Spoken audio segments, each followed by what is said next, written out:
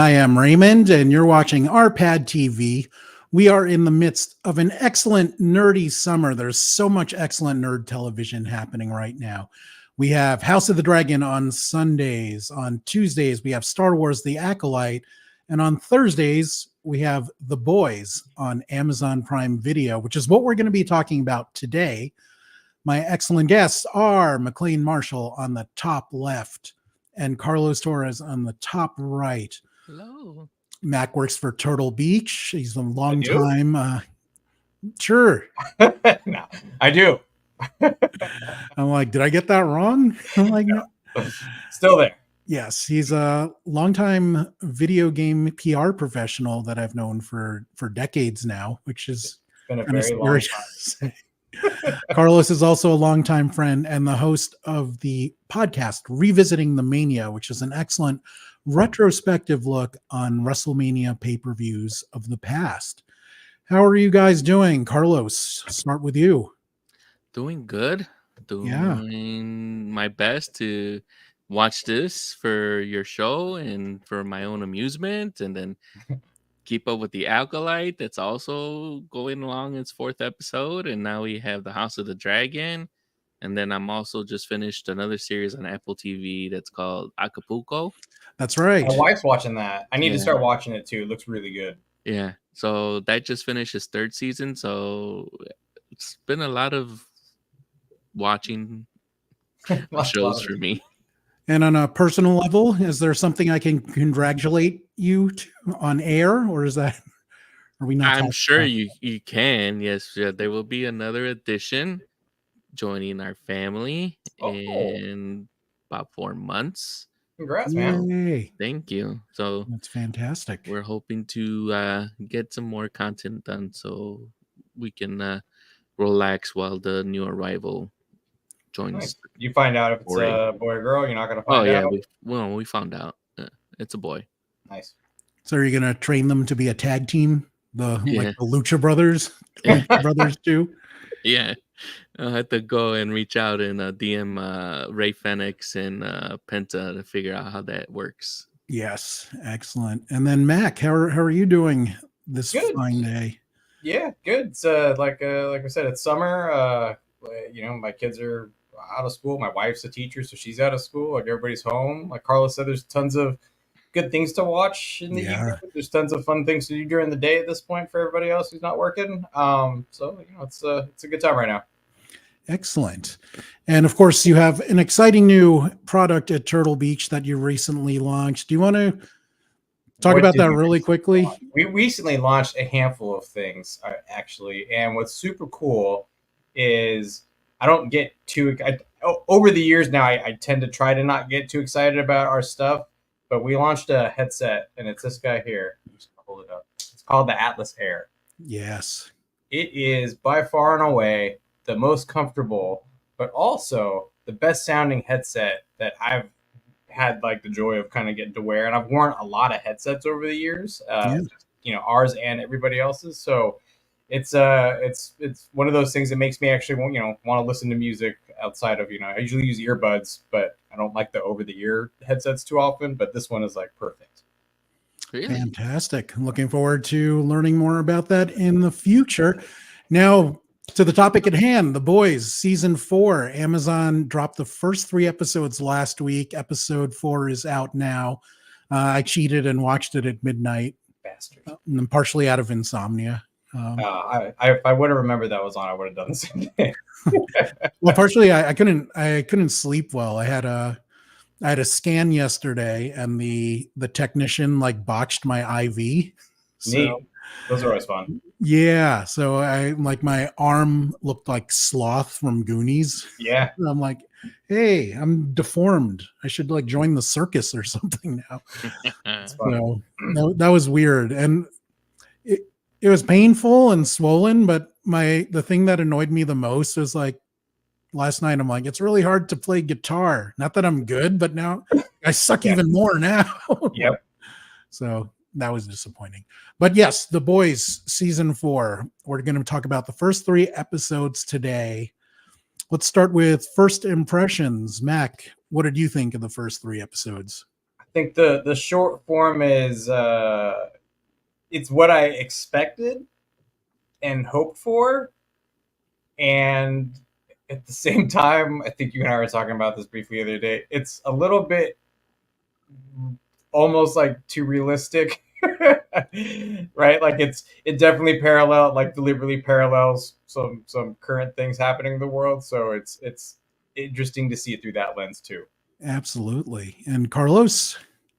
Oh yeah, it's like hard to remember like what my mindset was in 2022 when Right. season 3 came out. Fortunately, my memory is not as good as it used to be, but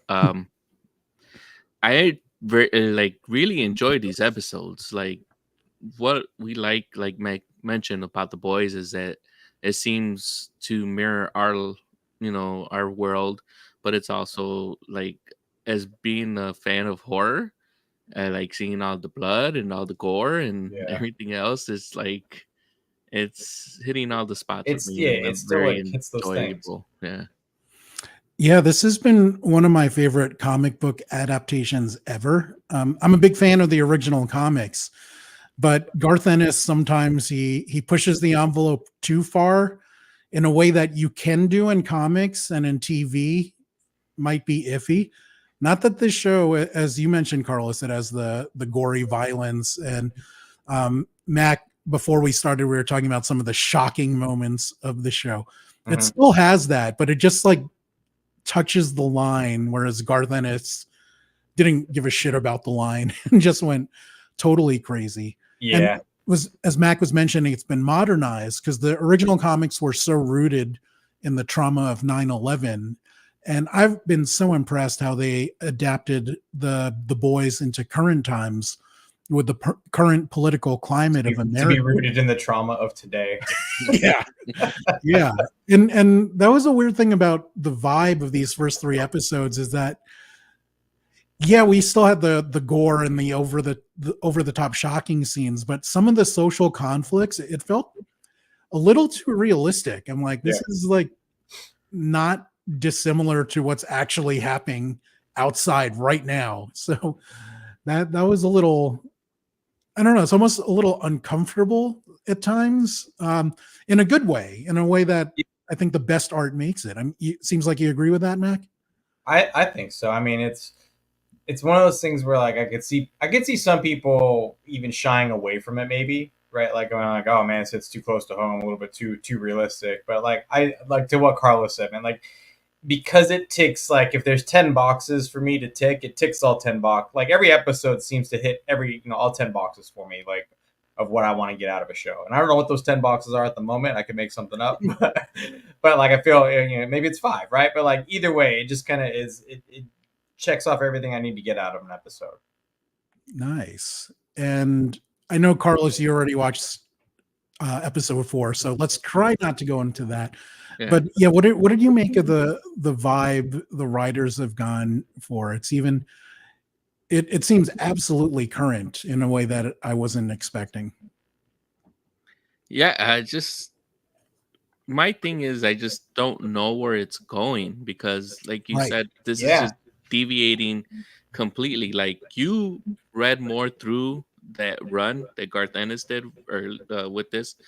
I wasn't in the right type of mindset when I read this originally. Like I think I had read like the first 4 issues, and like I just thought when I read it that it was just trying to be like Mark Millar type of like Yeah. storytelling and everything, and the art, and I just couldn't get into it because it was so similar to what he was writing, or like the presentation was, and it was just confusing to me, so I never picked it up. So I thought that was good for me, because the problem I had with The Walking Dead when it was made into a television show is I had already been reading the graphic novels, and that had Um, deviated. But I loved the way that Kirkman had gone through that particular story. So when it finally got to them meeting up with Negan, and I didn't like the direction it went, I just completely like, you fell off. yeah, I didn't want to follow it, and I just followed it until Kirkman finished the comic run, which kudos to him, because he just did it without any fanfare. It's just like this is the final issue, and then he told everybody this is the final issue, and that was it. So, but yeah, like I'm just interested to see how it goes, and it's like they take the best parts or the parts they know that would work with the world that they've built. Right. And like we'll take this character, we'll take this character, we'll just drop these little Easter eggs for these little characters, and then we'll just we have a beginning, and I guess they have the end because they did announce that season 5 is the end. Right. Oh, that's cool. I like that you brought that up. Like, I don't know what's going to happen next. I have no idea what's going to happen. That's also I one never of my read the favorites. comics. But see, I did, and I still don't know because they've deviated so much and made their own thing that, yeah, even if you read the comics, it's its own, totally its own thing now, and it can go wherever they will. I know it'll be gory, and I know there'll be moments that'll be like, wow, that's messed up. But Then did Gen 5 also, is that like... yeah, Gen is V that is off of a comic, or is that off of like the derivative of the show? no, those characters existed, but I think they expanded on it a bit more. Okay. And again, they took elements of the comics and made it its own thing. Like the Gen V, I think, was only a few issues of a subplot, if I remember correctly. It wasn't its own proper series or anything. Right. But one of the changes I wanted to talk about in season 4 is that so far I'm getting more of an ensemble feel with the heroes, at least. There were many episodes in the first 3 seasons where it felt like Billy Butcher and the rest of the guys. So I wanted to ask you if any of the characters have stood out for you so far. Let's start with you, Carlos. For me, I'm really digging what they're doing with Frenchie. Ah, That's what I was gonna say too. Because now like his past is catching up to him, and like he has finally something or someone that can hold him accountable for what he's done in the past, and like having that whole thing where he has like romantic feelings for this particular person. So now he's growing a conscience, and now that he's found love, what is he gonna do? So isn't that a song, Now That We've Found Love? I think it is right. Oh, look at that. And then Kimiko also, because now she's also trying to work through her trauma of being part of that terrorist group of the Shining Light. Right. So is she gonna make her breakthrough and maybe get over the hump of whatever caused her mutism, like for where she doesn't speak or things like that? And is that holding her back? Because we do see that she acknowledges that she does have feelings for Frenchie, and there's always like that connection that they have. But she's like, you know what? I love you, but like maybe she knows she's not ready. And then so like it's not a total friend zone thing. Like yeah. And it's like, maybe I'm gonna put you on the back burner type of thing. Like, we'll see how this works out. And then the third one I like is Sister Sage. And the reason I'm a big fan of the Watchmen, and she reminds me of Ozymandias. Yeah. And how he, throughout that whole novel, like he's kind of helping, them like work through it and work through this mystery. But he's like secretly working. He's already like working his pawns and putting them in the position that he needs them to be, so he can pretty much put his own plan into place. At the same time, Ozymandias wasn't really evil. He wasn't something vile, but for the betterment of the world. Yeah. And I wonder what Sage's motivations are. Yes, that's what I was exactly gonna say. It's like she had to have already been planning something in advance, because why else would she be like paying attention to like what's happening to Homelander and like giving you all these little tits and tidbits that no one would catch on unless they're actually paying attention. So I'm interested to see like what's her version of whatever Ozymandias did in The Watchmen. Like, does she have some type of end game like that? That would be cool. Although right now I'm so focused on her ending in episode 4 with oh my god, Mac. This is a good one. You're gonna enjoy. Okay. You're gonna I'm enjoy like, it. once we're out, like once we're done, I'm like running to the other TV and just How about you, Mac? Who stood out for you so far? orgasm with episode 4. All right, I'm going to talk about 3 other characters that I feel like, in a similar sense of how, like Scully and what's his name, kind of carry the back end of Brooklyn Nine-Nine. Scully and Hitchcock. Yes. How they like. I'm going to talk about some background characters that carry the boys, and the first one that surprised me is Ryan, the son, Homelander's son. Oh. And I think it's interesting because I think what's Homelander's name again? Anthony Starr. Yeah. If you've ever seen anybody deliver such a perfect capture of how like, just unhinged he is, without you like just if you remove the way he talks, his facial expression, twitches, so like good. just the way he just moves his eyes the right way, he's just so kind of fucked up. And I was like, kind of like, how are they going to make his son the perfect kind of like spawn of him? And like the kid delivers such the equal kind of weighted, I'm scared, I'm like, I don't like, he gives such a good performance of like being the kid who doesn't want to do these things. It's like it makes you want to see more of what he's gonna be in next, like where that whole relationship's gonna go, what he's capable of, all that. So I'm gonna go. The son is one of them. The next one is Ashley, the CEO. She's gold in every episode, right? In every scene she's in, she just looks absolutely distraught. Even at her best, she just looks like there's a wreck coming, you know. And like I think she just does a great job in that recurring scene stealing role every time she's in.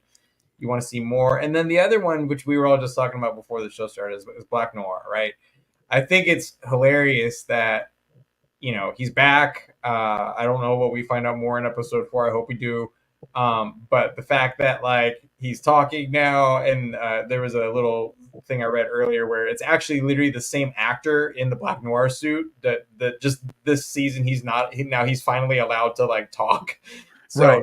that's got to be some kind of a fun thing that the crew and the the showrunners are doing. But it's just I think the combination of those supporting all the people that we like, know and love, right? We know like Homelander is going to be fun to see. We know the Deep is every scene is going to be hilarious. Does anybody play like a better, bigger dope than him? Like, so I just those are the characters that for me are really kind of just pulling their weight and keeping everything else that would almost be like a dip in the show. Like they just keep me interested the whole time. So two observations, or one observation, one question. The Deep always reminded me that the actor's name is Chase something. I have it here. It's I had it here. Wait for it. Chase Crawford. Chase Crawford. So he always reminded me of like a younger, more talented version of Stifler from space. Brother, totally. Tom William Scott. Yeah. It's like Stifler with talent. I want to ask you about Ashley, because that's a great pick, interesting pick. Were you drawn to her? Because I believe in the first season she starts out as like director of PR or something. Yeah. Were you drawn to her professionally? Yeah, maybe somewhere like subconsciously I was, but I just think it's just hilarious. Yeah, she did. I think she just started as like a PR girl who just ended up like climbing the ranks and staying on board. Like I said, I just think she's hilarious. I think she's a hilarious actress who just delivers like in every scene. Her facial expressions are hilarious. She knows how to be the stressed out executive. Yes. Yeah. But I don't think you've ever had clients that can kill you with eye beams, though. Yeah, it's something to maybe stay away from. That is an interesting level of stress there. Oh, did I totally forget? Oh, so my pick for the actor that stood out was Mother's Milk, because for me, same dude, by the way, same dude. As we see here, there is Laz Alonso with an excellent Big Pun T-shirt. Shout out to him. In the first 3 seasons, he was much more of a background character, but now that he's actually leading the boys, we're getting to see more of him and his leadership style. And I really like that we're seeing more of this character, but also more of this actor. Yeah. The interesting part is he has lost weight. He's aging. So there's this conspiracy. A lot of fans out there believe that he was recast because on the right, this is what he looked like in, He had a full beard too, in the covering up some of the lack of neck. Chin. So yeah, the facial hair for sure, but you can see that he's slimmed down. Apparently, he had to do it for health reasons. Yeah. But it's the same guy. Like I totally. I had to go look. I literally was like, that's the same guy. I can't tell, and then I had to go look it up, and it was. Wow. Did you really have doubts about it? Oh yeah, 100%. I was like, it's a different guy. Oh, that's very interesting. Now, tonally, there seems to be some differences in this season as well. I mentioned it seems more of an ensemble feel with the heroes, at least. The baddies are still kind of doing their thing. Homelander has become shockingly sympathetic for reasons that you will discover tonight, Mac. For people who are 40 and older. I mean, he just seems like such a bastard, and he does so many messed up things. But then when you learn more about his character, you kind of feel guilty for feeling bad for him. At least I do. Okay, but I'm more intrigued. Yeah, but tonally, it's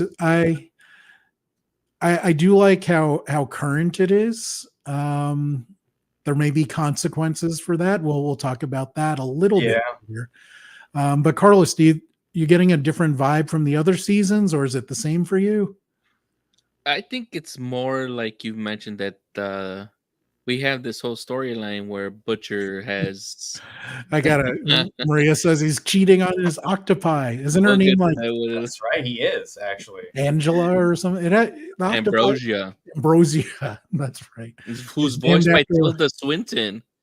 Seriously? Oh, is that who? Because I saw it in the credits. I didn't realize.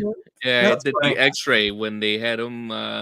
When they have it and it tells you the voice, and they're like, unbelievable. It's the ancient one.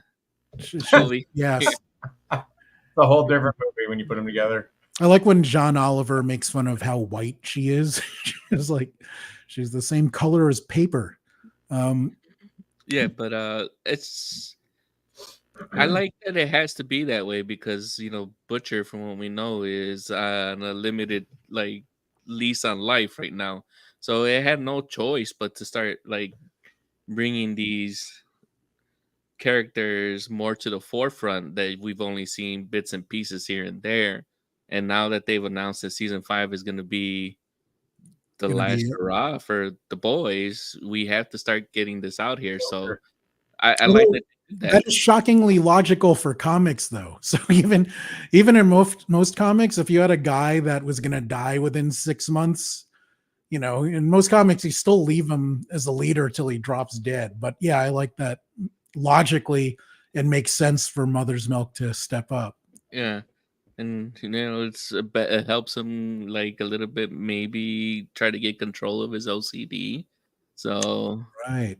So I mean, yeah, I don't see any bad parts of this, but we'll never know how the season finishes. But I can't criticize this season compared to the other ones because one, I don't remember them as vividly as before, but all of these I can't say so far that this is the worst season of the boys, because as to me, in my eyes, they've just gotten progressively better.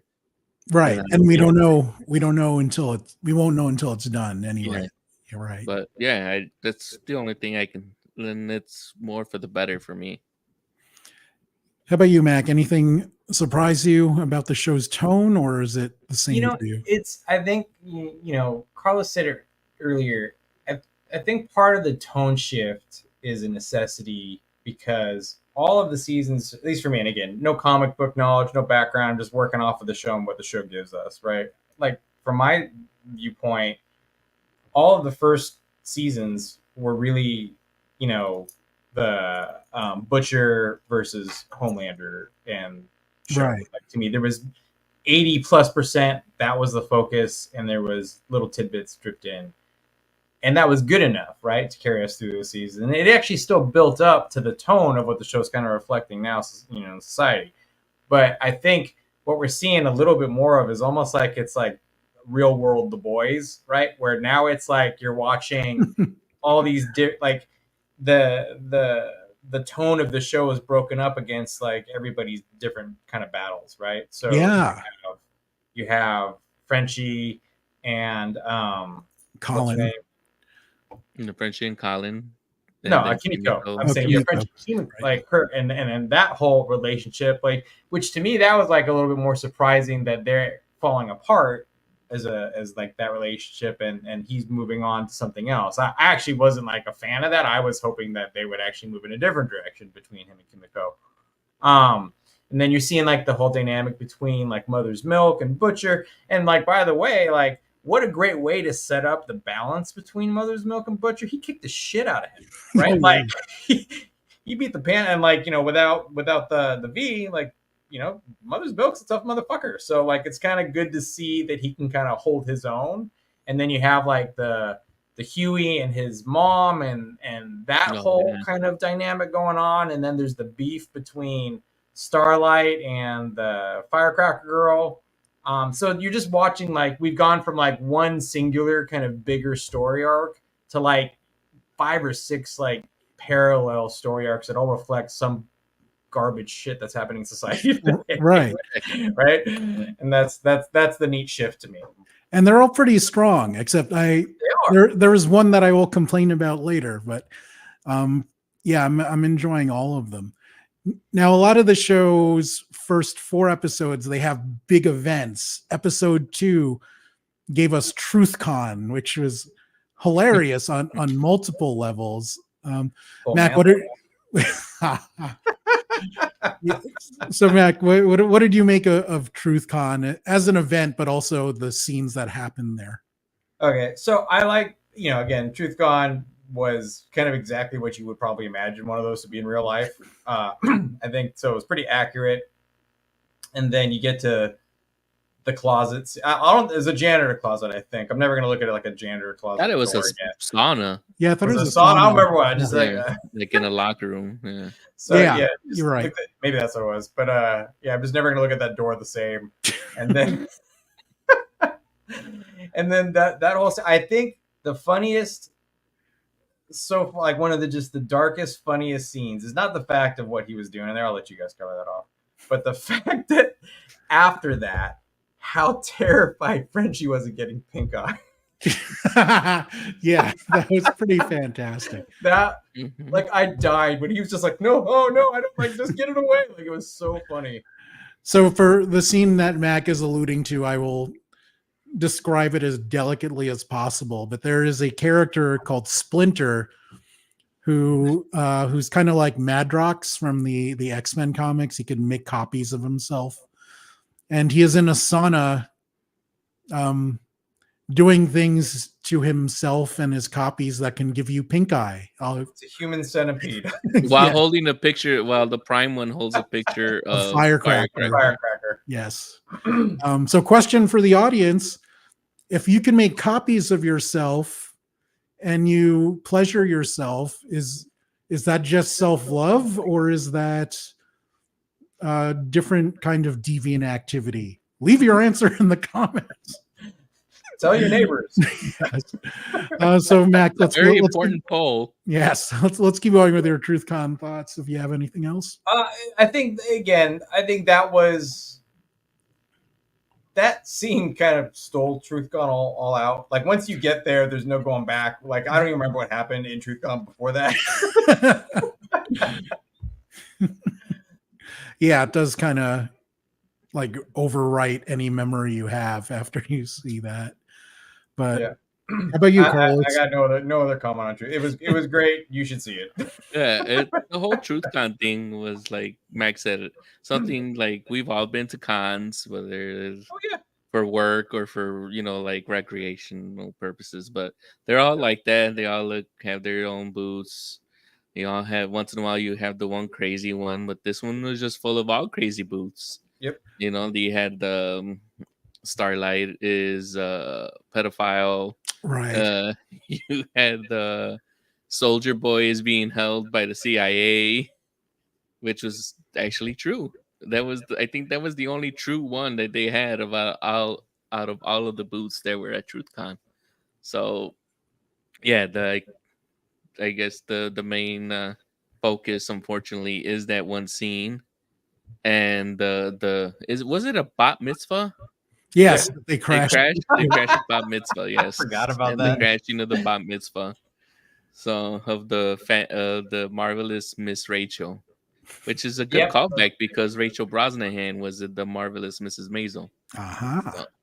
Ah. Yeah, what alarmed me was how realistic TruthCon was with the booths and the topics, Mhm.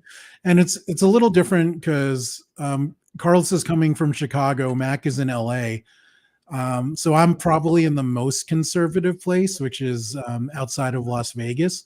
But even still, like I grew up in New York and then spent a lot of time in California, and this is easily the most conservative place I've ever been to. So I hear a lot of these conspiracy theories and even silly things like nah I was gonna You gotta tell get to the. I read something the other day where it's like Keanu Reeves' new approach is just you get to a point where like you just don't care, and like at some point somebody's gonna walk up and tell you, look, man, one plus one equals 5. yeah You're just gonna be like, okay, You just go, Like- whoa.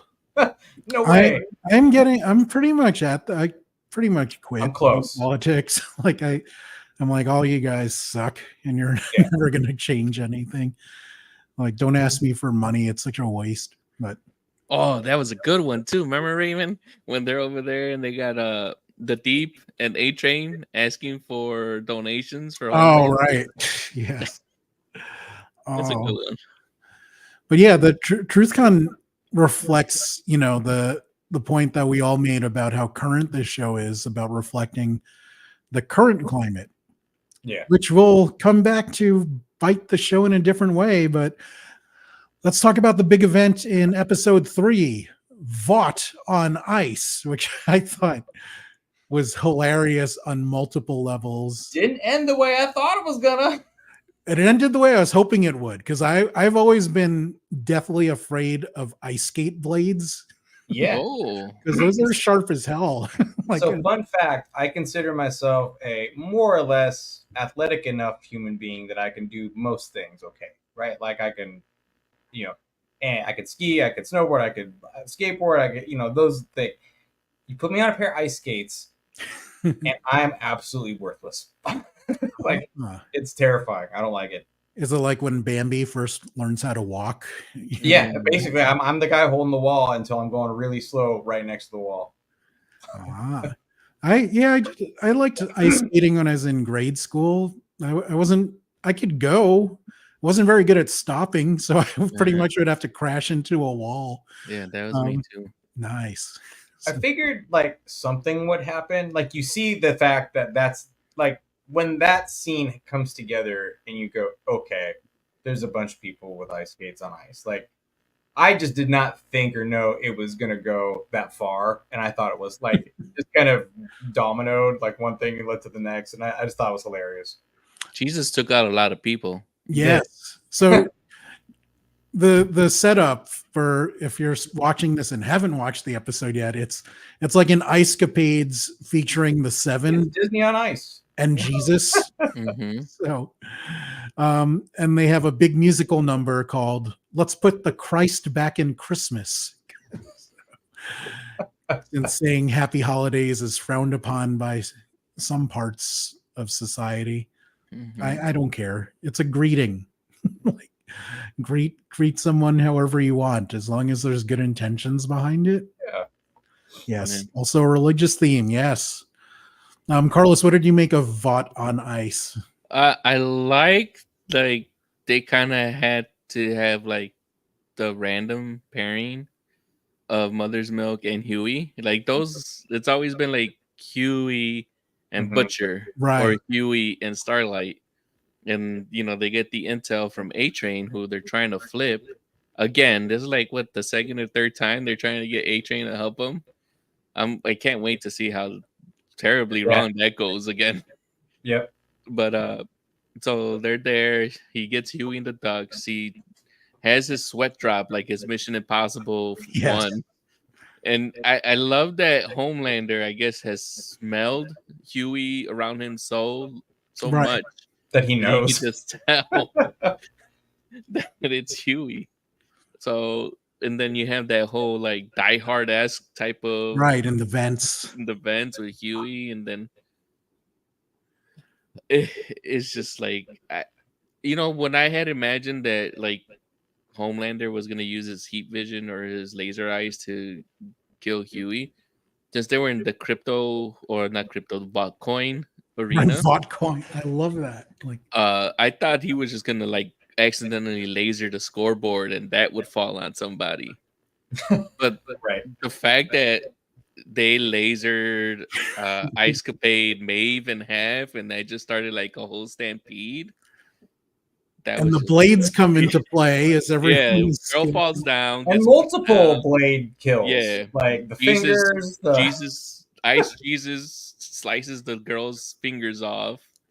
Ice Jesus then steps on one of the poppers or shepherd on his way out of the ice rink. Yeah. And then Ice Jesus, as he's leaving the ice rink, does like a cartwheel kick and Yeah. then slices somebody's. See, like this is what I expected. Once I saw like the silly costumes and them on skates, I'm like, oh, this is gonna be really messed up at the end here. And then in the end, they're like, there was a massive fire. right. Right. I will say that I was more surprised that Homelander, for whatever reason, couldn't seem to find Yeah. him at that He point. used his whole X-ray vision to see that Butcher Is there thing. lead? Do they use lead in vents? I don't know. No. I know. But yeah, it just seemed like seemed like it was. It was like that was probably that one thing where where Homelander just couldn't find him. Like it seemed that was like the weakest point of the episode to me. Right. And then it was fine. It was like a quick recovery, but like I was like, all right. It's interesting that Carlos brought up the smell, Homelander's super sense, because he smelled Huey. When Ryan came back from Butcher's house, he said he could smell William Butcher on him. And in episode 4, someone visits his apartment, and I'm like, oh, he's gonna smell you guys. So I'm like, that's not gonna end. So I think they might be building up to that, maybe not. Let's talk about some asides that I didn't write down. They have the A Train movie, which is like a blindside-ish kind of thing. Yeah. With Will Ferrell. The Will Ferrell cameo was like unexpected. It's one of those things now where, to me at least, like if he shows up, if there's a Will Ferrell cameo in it, it's like the whole thing is hit or miss. And luckily, this one was good. Right. Like he didn't overdo it. He didn't, He's playing a dumber version of himself. Right. Trying to win an Oscar in this like blindside-ish movie. Was it an Oscar? The director told him like Emmy. I smell Emmy. Oh, is it a made-for-TV movie? I don't know. That's what now you're throwing me off because I thought I heard him say I smell Emmy. I love the director too. Yeah, I forgot his character's name, but he's loosely based on another famous superhero director we know.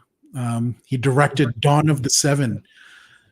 There's a thing called V52, which is their big Vought nerd conference based on Disney's D23, which I think is funny because D23 got the name because Disney was founded in 1923, and V52 is named that because Vought was founded in 1952. So I love all this parody work that they're doing. It makes the world so alive. Carlos mentioned Vought coin. I love all these little things they add to this world. Vought video. Yeah. It's all scripted. The whole world is scripted. Yeah, right. I don't think we're going to have a lot of negative things to say about the first 3 episodes, but the one plot line, and I'm not saying it's a bad plot line, but it bothers me, is Frenchie's relationship with Colin. I don't know. If you're a professional hitman and you murder most of a family, it's probably not a good idea to start boning the son. I don't know. Just unless it's a long game kill tactic. Well, I was thinking About the like whole Mac, but from Colin's perspective, like he already knew. Oh yeah, maybe. nah, because he's a traumatized kid, and Like I don't remember. He Did they show that in he the first remembered the season? ankle scars. no, but Did they we ever see like the family that Frenchie kills prior Oh, to it's this? in that the series? picture. They show the picture that he has. Frenchie sees it when after one of their trice, and he goes over and Yeah. Yeah, but we never see him actually like, somewhere in the Oh no, we won't see it at the show ever. prior It's seasons. We never saw him accidentally something or that he inadvertently did take out the when he was working for that Russian for lady. Mina. Yeah. Okay. But yes, so that is the only thing that's bothering me, because Frenchie's an intelligent guy. He's a good fighter, chemist kind of deal, has a tactical mind. Why would you enter into a relationship that is clearly going to be traumatic for everyone involved? That just seemed illogical to me. Anything you guys didn't like, Mac? I mean, if we didn't like, I think I mentioned just that one part where Homelander couldn't find Huey. I thought that was a little weak in the in the writing, if anything. Right. Like, still worked. Like I said, I would have more preferred to see a continued dynamic between Frenchie and Kimiko. Yeah. I just, like I said, like I don't particularly care for that whole different side story, like of him and you killed his family and now I'm dating him, and like it is like, you know, Carl said, it just doesn't make sense. Like it just seems a little forced. I think those would be like the only two, and again, neither one of those, like those are scratches on the surface, if anything, right? Like I think the whole series and the show, the episode was, you know, episodes are great. And Carlos, anything that fell flat for you or you didn't like? I don't like that one tidbit where, even though I like Tilda Swinton as an actor, just like You don't like her as the voice of the octopus? No, it's just like good for her that she's getting paid, because I'm sure it's a good amount of money for just lend her voice. But it's like, now that we had how episode 3 ended, where, you know, like Sister Sage is hooking up with the Deep. Right. Oh, I didn't like that either, by the way. Sorry. But it's like, what's the whole point of the octopus? You know, it's like, will that come back to bite? Yeah, is that gonna come back to bite him, or like? So it's like, I mean, it fits in with Deep's character. Yeah, of which he doesn't have much character, so yeah, of course he'd cheat on her. And then, I totally forgot about these screens. Sorry, TruthCon. There are no conspiracies or coincidences. And I Vought On Ice totally cracks me up. Hey, that guy looks like really good version of Anthony Starr there. Starr, yeah. I kind of miss Maeve now. Yeah, she had a good run. What happened to Maeve? Do we know? Is she dead? She lost her powers when she when she took out Soldier Boy. That's right. Okay. Because when Soldier Boy goes nuclear, need to go back and like rewatch last season again. Well, they could just shoot her up with V again, and then she'll come back. Probably. Mm-hmm. Yeah. Mm-hmm. So, I guess the other thing I think I didn't like the whole thing with Mother's Milk's daughter at the beginning. Like, yeah, give us a way to track what happened to his wife's. Was that her husband, or is that just her new husband? Yeah, and that was the husband who got killed, right? Yes, he was one of the 3, and apparently had an enormous dong. Yeah. No, that was the multiple man guy. No, that's the whole reason why. Oh, okay. Mother's Milk was hooking up with that ex-wife was hooking up with them. He had great Pete Davidson vibes, Yes. energy. So that was the only things. Like they could have actually found another way to do it, but yeah, I like that it's just showing how desperate Homelander is right now because I think he thinks he's also on a short lease on life for some reason because of all of his grays. His gray pubes that he's Yeah, collecting in a jar, yeah, as you do. I don't. yeah. So that's something I'll bring Uh, up later too. Yeah, no, I do like that direction they're going in. And again, it makes me feel guilty when I feel sympathy for Homelander, but a lot of why he is the way he is because of how he was raised, growing up in a lab as an experiment, not having a mother. And I want to see how that shapes Ryan, who did have a loving mother. Uh, that was her taken away storyline was a from bit him. altered. Yeah, mother taken away from him. But I love that we're seeing her in, I guess, their illusions, Flashbacks or whatever. Yeah. you Yeah, wanna call them. because I love me some Chantel Van Santen, or as she's known to Flash fans, Booty Spivet. So, um, one point I did want to talk about is that The Boys has been relatively well received for the first 3 seasons, except for season 4, which already has the lowest Rotten Tomatoes score of any season of The Boys. And there seems to be, no, there definitely is a concerted effort to review bomb this. And the whole review bombing thing, I think, is such an interesting phenomenon that I want to talk more about next week. But why do you think it is getting the low scores it is? And why do you think some people have been accusing it of being, too woke or making too much fun of conservatives when it's been like this for all 4 seasons, maybe a bit more for season 4, but I think, yeah, I think this one took it like to a level that's right in their face. okay. Right? Like I think it's just like you couldn't put that point more front and center for that audience, right? And then because it like it's the DONT, man, it's the dish out no take, right? Like the moment you start throwing shit in their face, they like freak out and can't handle it, so now they're review bombing. That just seems so silly to me. I mean, It is. I don't have time for that. Like I wish I had time to just spend time doing that shit, but like seriously, find something else to do. Be productive. Be a good human. Go find something to do. So does that mean the first 3 seasons were too subtle, which is something I would never accuse this show of being?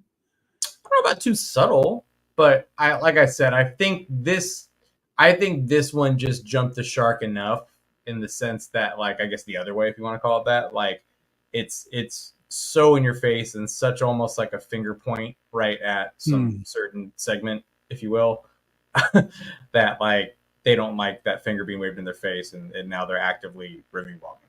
Okay. What do you make of the review bombing, Carlos?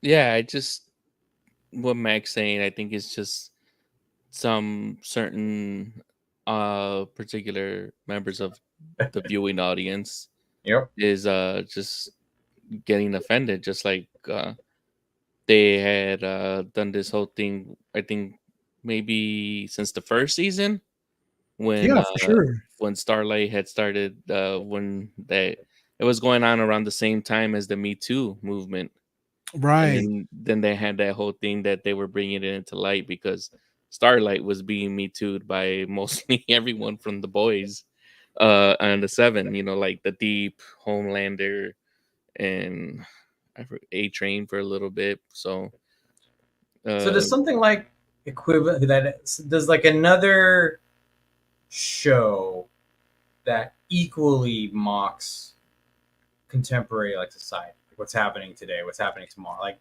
Ooh. South Park, right? Does South Park get the same level of review bombing I that don't this know. is? Did it ever get like what?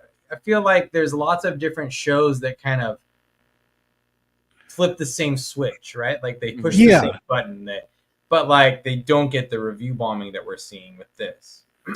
But I mean, is review bombing or this level of review bombing? It just seems like it's something that's only happened in the last few years, unless I've been missing out on it. But two shows that I think we're all enjoying, The Boys and The Acolyte, have been getting like skewered on Rotten Tomatoes, undeservedly so. I thought, well, I just watched the last episode. I thought it was fine. I enjoyed it. Yeah.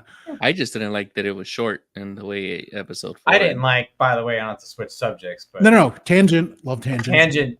My fucking Wookiee rage murder thing is Green is dead. You were looking so forward to Wookiee Jedi fighting. I mean, it's still gonna happen. It's in the trailer. It's just gonna have to be flashback, either next episode or on. They set it all up, and then he's just dead. You know, mysteries. Spoiler alert, by the way. They gotta show you. You know, I was so pissed this morning. So the reason why episode 4 of The Acolyte was short is that it's kind of a two-parter with 5.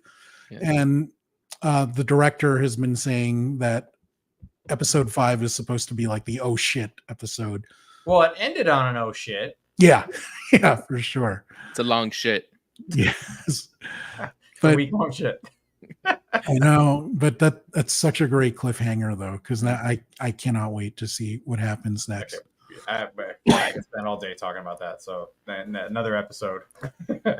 Someone keep talking. I have to cough. Okay, so all right. How about what do we want to see more of in the next Boys season? So for me, I want to see, and I think Carlos, you said earlier, I want to see what happens to A-Train. Like you know, it ends like honestly, it ends one of two ways, and that one of two ways is almost like in my mind like a 70-30 split, like which way it's gonna go. Ooh, interesting. Right, which is I think 70%, 80%, he's probably fucking dead. Like he's going to come to a very poor ending. Or that's gonna happen. Will he be redeemed? I don't know. Like, but that's the other side of that is somehow he flips and helps out enough and somehow makes it through. I think Homelander kills him. Like I can't see a good way out for that character. Yeah. I mean, look at every other speedster and every other somehow comic world. Like they all inevitably think they're so fast, and somebody just fucking reaches their hand out and grabs them, and they die. Right. So I expect to see that somewhere. How about you, Carlos? Do you actually let's answer Matt's question. How do you think things will end for A-Train? I think he's gonna die, but I think he'll die a hero.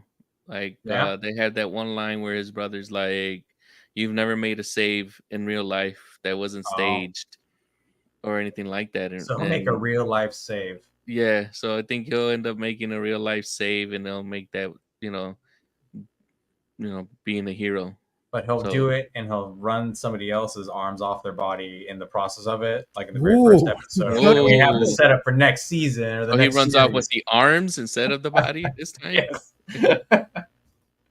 Okay. So, well, Ray, back to you. I think. Go ahead, Raymond. No, go ahead. I was gonna say I'd like to see what's gonna happen with Homelander's Pew Ball. Is he gonna try to clone himself from it? Because why would you be holding on to that type of collection? Also, the collection of is it Stillwell's? That was her name, right? I don't think it's her breast milk because she's been dead long enough that. But just a bottle. Like, why would you just hold on to a random bottle? Yeah, of the breast milk container, and then like Stormfront's wedding picture from her first husband. Oh, right. And then I am wondering if Frenchie will eventually get pink eye. I'm just curious. That seems inevitable. That's how Colin gets his revenge. Gives him pink eye. And then just to see, episode 4 showed me one of my theories, but I can't really go into it more because it'll spoil it for Mac. So I guess you and I will talk about that offline after this. But just see how much it ends up going with Butcher, and then like is like Huey took a lot of V24, but not to the point where Not as he much ended up as with Butcher. cancer. Yeah. Yeah, so but that also has me thinking: is Huey actually seeing his mom there too? Though, Yeah, then that's Yeah, I think that's real. it's Yeah. real. What's Okay. the thing in Butcher's neck they keep showing Yeah. moving around? That's so. that's what I wanted. That was alluding to that. Yeah. I think it's his tumor come to life because of V. It's not a tumor. Sorry. No. This is a That- softball. That's what I think. Yeah.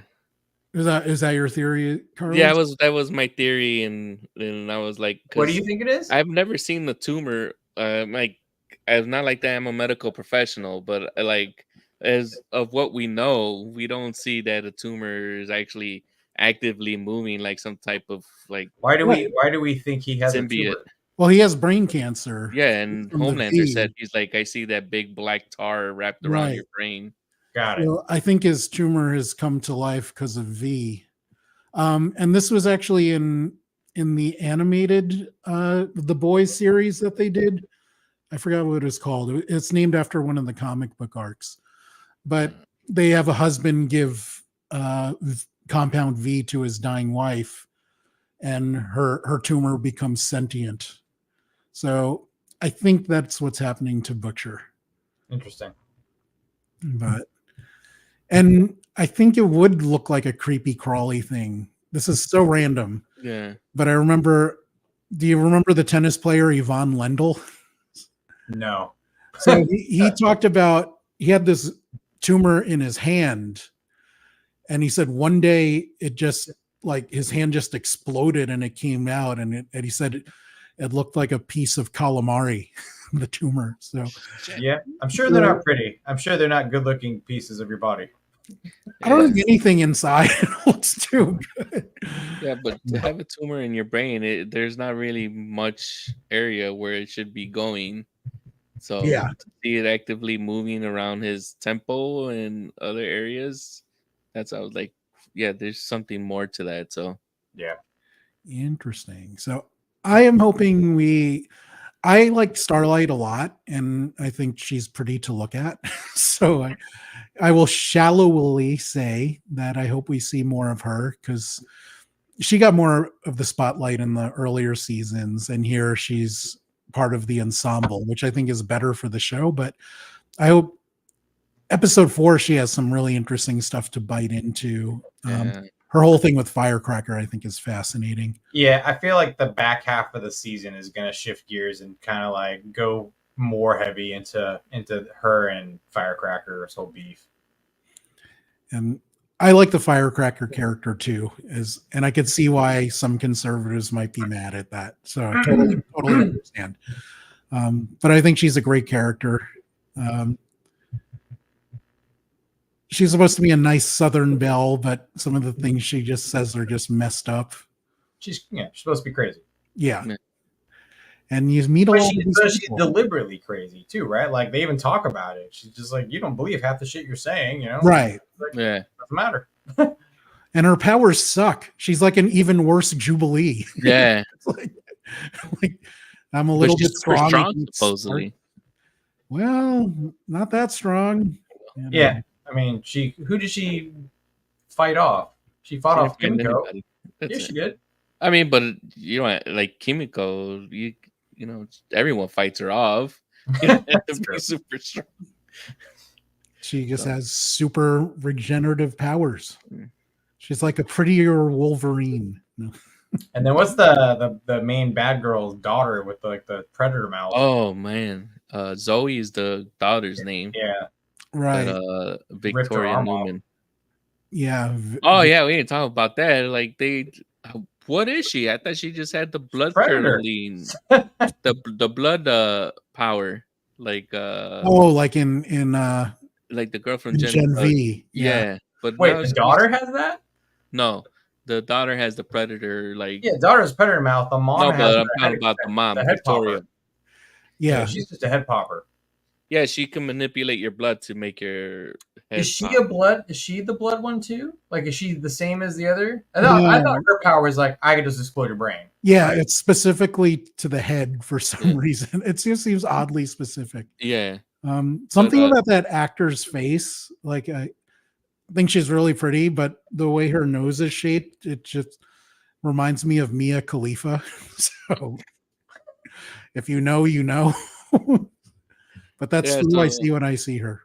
so now I'm wondering what other powers does she have? Because they threw acid on her and Right. then just ruined her He's just clothes. like, oh, not gonna change. And Yeah. then she took a bullet to the head, and Right. like the bullet didn't even come out anywhere. It just like stayed in there. And, Was she like a Deadpool? Was she like a combination of Gen V powers all in one? I don't Maybe. know, but it's gonna be interesting to figure out how to take her down. Because my thing is that she probably is gonna go down by the end of this season. But she's got that whole what is the thing that she's working on in Gen V is the whole anti-soup serum, right? Right. Right. So I feel like somehow that's coming in. I feel like her anti-soup serum from Gen V is going to show up later in this series. Yeah, definitely is. Ooh, I wonder if we'll see a lot of mass depowerings. Yeah, that's That could what be I'm fun. figuring out. Yeah, and then So let us close things out with naming your MVP of the first few episodes. Carlos, let's go with you. I think my MVP would have to be Butcher. Like, as much as we talk about the ensemble cast, that story is still like progressing to the point where we might get a final type of thing. And as much of an asshole he's been, like for the first 3 seasons, like he's finally making peace with like, yeah, I'm an asshole, but and he realized that I don't need to be an asshole all the time, and now I Yeah. need to know what's, so he's getting some type of redemption. So I'm glad that he's being able to give that particular storyline or maybe possible closure. We don't know. Mac, your MVP? I think it's the PSA that we all get inadvertently about pink eye.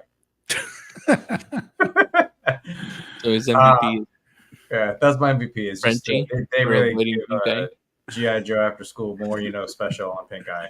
And knowing is half the battle. Mhm. Guys, no, you might think farting on your friend's pillow is all fun and good, Yeah, but it could lead to pink eye. I still think the besides pink eye as the MVP, I think Black Noir. I think just the fact that they're using the same character again, like literally it's the same actor in the suit. Just he gets a whole different approach to the character now. I think Now that's, he's just a pretentious but he's actor. not even playing the CA. He's not even playing Black Noir. He's just playing a guy in a suit. Like I think Right. that's hilarious, right? Like Yeah. I think that is just kudos to them for what is there's a what's the Beer Fest movie where they kill what's the the comedy group, they have the larger Broken overweight Lizard guy. or something. And he ends up like killing, like he gets killed, and then he comes back in the next scene as his twin brother. Yeah, and they have to. He hasn't drank. He doesn't. Yeah, drink. he doesn't, and then you're like, oh, but can you just call me his name anyways, just for old time's sakes? Like it was just such a funny thing, and it just reminded me of like that, something like that.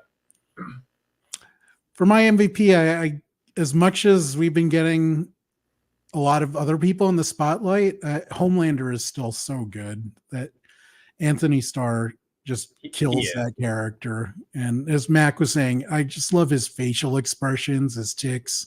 There's nobody that delivers better than that. Than him. Yeah. And as much as he's the most powerful person on this planet, I love how vain he is, with his jar of pubes, and how vulnerable he is with his constant need to drink mother's milk, and his need to be loved will probably be his downfall in this series.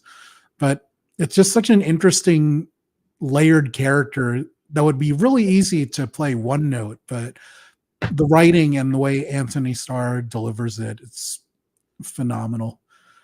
I can't wait to see more of all these guys. But on IMDb, by the way, his name is spelled Anthony with no H. I did not know that. Yeah. With or without an H, that's how British people pronounce it anyway. Really? Yes. There we So go. he is Sir Anthony Hopkins.